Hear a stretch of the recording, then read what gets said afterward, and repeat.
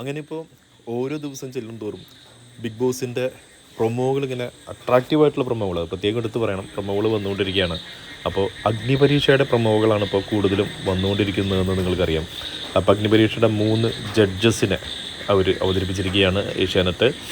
അതായത് നമ്മുടെ അഖിൽ മാരാർ, റിയാസ് സലീം, രഞ്ജിനി ഹരിദാസ്, ഈ 3 വ്യക്തികളാണ് ഇപ്രാവശ്യത്തെ അഗ്നിപരീക്ഷയുടെ ജഡ്ജസായിട്ട് വരാൻ പോകുന്നത്. ഇപ്പോൾ ജഡ്ജസിൻ്റെ റോളുകൾ എന്തായിരിക്കും, അതിൽ പ്രേക്ഷകർക്ക് വോട്ട് ചെയ്യാനായിട്ടുള്ള അവസരം ഉണ്ടാവുമോ?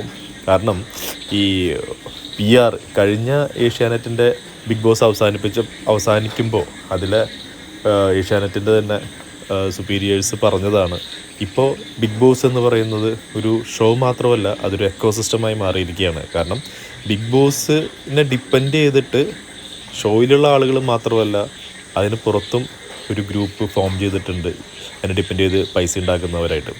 അപ്പോൾ അതിൽ റിവ്യൂവേഴ്സ് ഉണ്ട്, PR ടീമുണ്ട്. ഇപ്പോൾ ഇപ്രാവശ്യത്തെ PR എന്ന് പറഞ്ഞാൽ കഴിഞ്ഞ പ്രാവശ്യം PR സപ്പോർട്ട് ചെയ്തിട്ടുള്ള ആളാണല്ലോ വിജയിച്ചത്. അവർ തുറന്ന് പറയുകയും ചെയ്തു PRന് എത്ര പൈസ കൊടുത്തു എന്നുള്ളൊരു വലിയ ഡിസ്കഷൻ തന്നെ അതിലുണ്ടായിട്ടുണ്ടായിരുന്നു. അപ്പോൾ ഇപ്രാവശ്യം ഇതിനോടകം തന്നെ ഇതിൽ പങ്കെടുക്കാൻ പോകുന്ന കണ്ടസ്റ്റൻസ് PR ആയിട്ട് ഡിസ്കഷൻ വന്നിട്ടുണ്ടായിരിക്കാം, PRകളും പണി തുടങ്ങിയിട്ടുണ്ടായിരിക്കാം. അതിനുള്ള ഗ്രൂപ്പുകൾ ഫോർമേഷൻ എങ്ങനെ ഡിഫെൻഡ് ചെയ്യണം, അല്ലെങ്കിൽ എങ്ങനെ ഒരു കണ്ടസ്റ്റൻറ്റിനെ പ്രൊമോട്ട് ചെയ്യണം എന്നെല്ലാവരും ഓൾറെഡി ഡിസ്കഷൻസിലും അവരോരോ പ്ലാനുകൾ ഫൈനലൈസ് ചെയ്തിട്ടുണ്ടായിരിക്കാം. അപ്പോൾ ഇതിനിടയിലേക്കാണ് കോമണേഴ്സ് വരാൻ പോകുന്നത്. ഈ കോമണേഴ്സ് എന്തായാലും എക്സ്പോസ്ഡ് ആവാനായിട്ടുള്ള സാധ്യത 100% ഉണ്ട്. അവരുടെ ഗെയിം എന്തായാലും ഈ ഒരു മാസം അവർ കളിക്കും.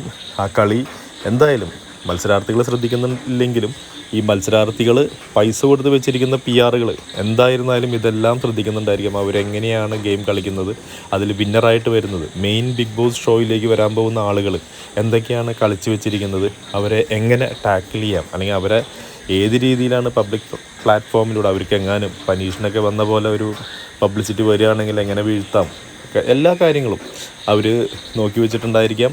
പിന്നെ ഇവരുടെ കളി കണ്ടതിന് ശേഷം ഈ PR കൊടുത്തിട്ടുള്ള മെയിൻ മത്സരാർത്ഥികൾ വരുമല്ലോ എന്തായാലും ബിഗ് ഷോയിൽ, അവർക്കും ഒരു കോച്ചിങ് കൊടുക്കും. ഇന്ന രീതിയിലാണ് ഇവർ കളിക്കാൻ പോകുന്നത്, അതിൽ നിന്ന് ഒഴിഞ്ഞു മാറി നിൽക്കുക, ചില കാര്യങ്ങളെല്ലാം ശ്രദ്ധിക്കാതിരിക്കുക, ചില കാര്യങ്ങൾ അങ്ങോട്ട് അറ്റാക്ക് ചെയ്യുക, ഇങ്ങോട്ട് ഡിഫെൻഡ് ചെയ്യുക, എല്ലാ പ്ലാനുകളും റെഡി ആയിരിക്കും. ഇപ്പോൾ എത്രയും സപ്പോർട്ട് അല്ലെങ്കിൽ എത്ര പ്രേക്ഷക സപ്പോർട്ട് ഉണ്ടെന്ന് പറഞ്ഞാലും ഈ PRകൾക്ക് എന്തായാലും ഇപ്രാവശ്യത്തെ സീസണിൽ ഒരു റോൾ ഉണ്ടാവും എന്ന് തന്നെയാണ് എനിക്ക് തോന്നുന്നത്. അതുകൊണ്ട് തന്നെ അഗ്നിപരീക്ഷയിൽ ഇനി പ്രേക്ഷകരെ പങ്കെടുപ്പിക്കുമോ? കാരണം PRകളായിരിക്കും കളിക്കാൻ പോകുന്നത്. ഇനി ജഡ്ജസിൻ്റെ തീരുമാനമായിരിക്കുമോ അന്തിമം, അല്ലെങ്കിൽ ജഡ്ജസും പിന്നെ പ്രേക്ഷകരും കൂടിയിട്ടുള്ളൊരു തീരുമാനമാകുമ്പോൾ നമുക്ക് കാത്തിരുന്ന് കാണാം. ഇനി ഈ അഖിൽ മാരാരും രഞ്ജിനിയും റിയാസ് സലീമൊക്കെ നമുക്കറിയാം എങ്ങനെയാണ് ഇനി ഇവർ തമ്മിലുള്ള ഇൻറ്റേർണൽ ഡിസ്കഷൻസ് ഉണ്ടാകുമോ, അതിലിനി വല്ല പ്രശ്നങ്ങളുണ്ടായിരിക്കുമോ, അത് ഇപ്പോൾ ഷോ ആണല്ലോ. അപ്പോൾ ഈ ഒരു പ്രശ്നങ്ങളെല്ലാം ഷോയ്ക്ക് റീച്ച് കൂട്ടുകയുള്ളൂ. അപ്പോൾ എങ്ങനെയാണ് കാര്യങ്ങൾ വരാൻ പോകുന്നതെന്ന് നമുക്ക് ഷോ തുടങ്ങിക്കഴിഞ്ഞാലേ എന്തായാലും പറയാൻ പറ്റുകയുള്ളൂ. അപ്പോൾ എന്തൊക്കെ പറഞ്ഞാലും ഷോ ഒരു ഗംഭീര ഷോ ആക്കാനുള്ള എല്ലാ ശ്രമങ്ങളും ബിഗ് ബോസിൻ്റെ ഭാഗത്തു നിന്ന് ഉണ്ടാവുന്നുണ്ട്. ഫുള്ള് ഫയറും തീയും പുകയുമായിട്ടുള്ള പ്രൊമോകളാണ് വന്നിരിക്കുന്നത്.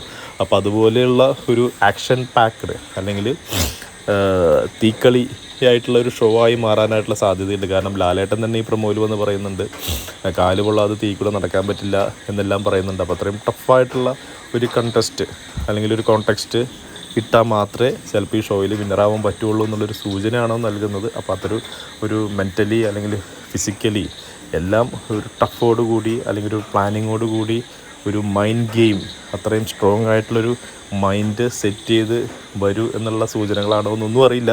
നമുക്ക് കാത്തിരുന്ന് കാണാം. ഇതിൽ ഇനി പുതിയ റൂൾസ് ബിഗ് ബോസ് എങ്ങനെയാണ് കൊണ്ടുവരുന്നത്, PRനെ ബ്രേക്ക് ചെയ്യാനായിട്ട് അല്ലെങ്കിൽ PRയുടെ കളികളൊന്നും ഫലിക്കാത്ത രീതിയിലുള്ള എന്തെങ്കിലും പ്ലാനിങ് പദ്ധതികളും ഉണ്ടോ എന്നെല്ലാം നമുക്ക് കാത്തിരുന്ന് കാണാം. അപ്പോൾ ബിഗ് ബോസിൻ്റെ കൂടുതൽ അപ്ഡേറ്റുകൾ അപ്പോൾ അറിയുന്നതിനായിട്ട് ഈ ചാനൽ സബ്സ്ക്രൈബ് ചെയ്യുന്ന കാര്യം പരിഗണിക്കും. അടുത്തൊരു അപ്ഡേറ്റുമായി ഉടൻ തന്നെ കാണാം. Thank you.